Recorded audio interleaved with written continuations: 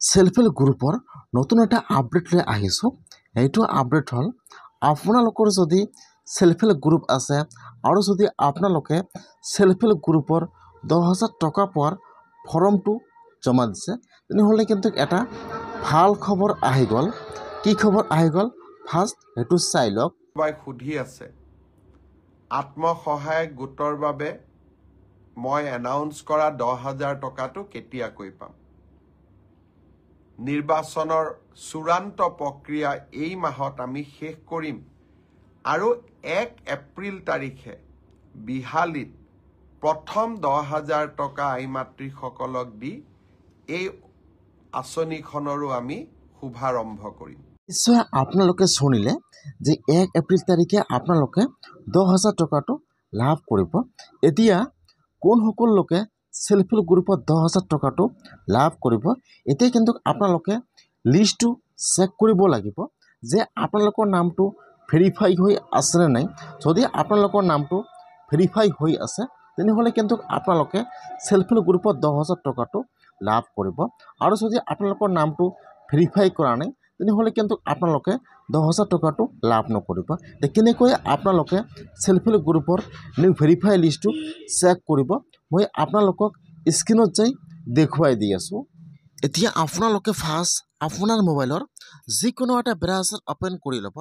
আপোনালোকে ইয়াত লিখিব HSG, আপোনালোকে ইয়াত HSG লিখি চাৰ্চ কৰি দিব। ইয়াত চাব HSG লিখি চাৰ্চ কৰিব। এতিয়া কিন্তু ইয়াত এইটো ৱেবছাইট অপেন হৈ যাব এনেকুৱাকৈ HSG কেটাগৰী ৱেষ্ট মানে self help group category west. এতিয়া আপোনালোকে সেইটো ৱেবছাইটৰ ওপৰত ক্লিক কৰিব HSG কেটাগৰী ৱেষ্ট। এতিয়া কিন্তু ইয়াত ডাইৰেক্ট এইটো পেজ অপেন হৈ যাব এনেকুৱাকৈ। ইয়াত ফাৰ্ষ্ট আহি যাব ষ্টেট নাম।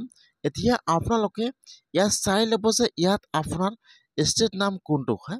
ইয়াত যিটো আপোনাৰ ষ্টেট নাম হয় এতিয়া আপোনালোকে আপোনাৰ ষ্টেট নামৰ ওপৰত ক্লিক কৰিব। ইয়াত চাব অলপমান তলত আহি যাব, ইয়াত আহি যাব ষ্টেট নাম। এতিয়া আপোনালোকে আপোনাৰ ষ্টেট নামৰ ওপৰত ক্লিক কৰিব। যেতিয়া আপোনালোকে আপোনাৰ ষ্টেট নামৰ ওপৰত ক্লিক কৰিব তাৰপিছত কিন্তু ইয়াত আহি যাব আপোনাৰ ডিষ্ট্ৰিক্টৰ নাম। এতিয়া আপোনালোকে ইয়াত চাই ল'ব যে ইয়াত আপোনাৰ ডিষ্ট্ৰিক্টৰ নাম কোনটো হয়। যদি 1 নম্বৰ পেজত নাহে তেনেহ'লে আপোনালোকে 2 নম্বৰ পেজত যাব। ইয়াত চাই ল'ব যে ইয়াত আপোনাৰ ডিষ্ট্ৰিক্টৰ নাম কোনটো হয়। ইয়াত যিটো আপোনাৰ ডিষ্ট্ৰিক্টৰ নাম হয় এতিয়া আপোনালোকে আপোনাৰ ডিষ্ট্ৰিক্টৰ নামৰ ওপৰত ক্লিক কৰিব। যেতিয়া আপোনালোকে আপোনাৰ ডিষ্ট্ৰিক্টৰ নামৰ ওপৰত ক্লিক কৰিব তাৰপিছত কিন্তু ইয়াত আহি যাব আপোনাৰ ব্লকৰ নাম। আপোনাৰ ডিষ্ট্ৰিক্টৰ ভিতৰত যিমানকেইটা ব্লকৰ নাম আছে ইয়াত ব্লকৰ নামবোৰ আহি যাব এনেকুৱাকৈ। এতিয়া আপোনালোকে ইয়াত চাই ল'ব যে ইয়াত আপোনাৰ ব্লকৰ নাম কোনটো হয়। ইয়াত যিটো আপোনাৰ ব্লকৰ নাম হয় এতিয়া আপোনালোকে আপোনাৰ ব্লকৰ নামৰ ওপৰত ক্লিক কৰিব। যেতিয়া আপোনালোকে আপোনাৰ ব্লকৰ নামৰ ওপৰত ক্লিক কৰিব তাৰপিছত কিন্তু আহি যাব আপোনাৰ পঞ্চায়তৰ নাম। আপোনাৰ ব্লকৰ ভিতৰত যিমানকেইটা পঞ্চায়তৰ নাম আছে ইয়াত সকলো পঞ্চায়তৰ নাম আহি যাব এনেকুৱাকৈ। এতিয়া আপোনালোকে ইয়াত চাই ল'ব যে ইয়াত আপোনাৰ পঞ্চায়তৰ নাম কোনটো হয়। ইয়াত যিটো আপোনাৰ পঞ্চায়তৰ নাম হয় এতিয়া আপোনালোকে ইয়াত চাই লৈ আপোনাৰ পঞ্চায়ত নামৰ ওপৰত ক্লিক কৰিব।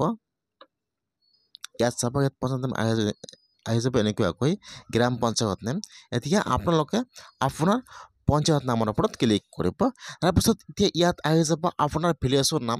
এতিয়া আপোনাৰ পঞ্চায়তৰ ভিতৰত যিমানকেইটা ভিলেজৰ নাম আছে ভিলেজৰ নামবোৰ আহি যাব এনেকুৱাকৈ। এতিয়া আপোনালোকে ইয়াত চাই ল'ব যে ইয়াত আপোনাৰ ভিলেজৰ নাম কোনটো হয়। ইয়াত যিটো আপোনাৰ ভিলেজৰ নাম হয় এতিয়া আপোনালোকে আপোনাৰ ভিলেজৰ নামৰ ওপৰত ক্লিক কৰিব।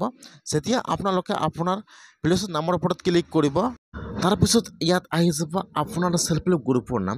এতিয়া আপোনাৰ গাঁৱৰ ভিতৰত যিমানকেইটা সেলফ হেল্প গ্ৰুপৰ নাম আছে ইয়াত সকলো গ্ৰুপৰ নাম আহি যাব এনেকুৱাকৈ। এতিয়া আপোনালোকে ইয়াত চাই ল'ব যে ইয়াত আপোনাৰ গ্ৰুপৰ নাম কোনটো হয়।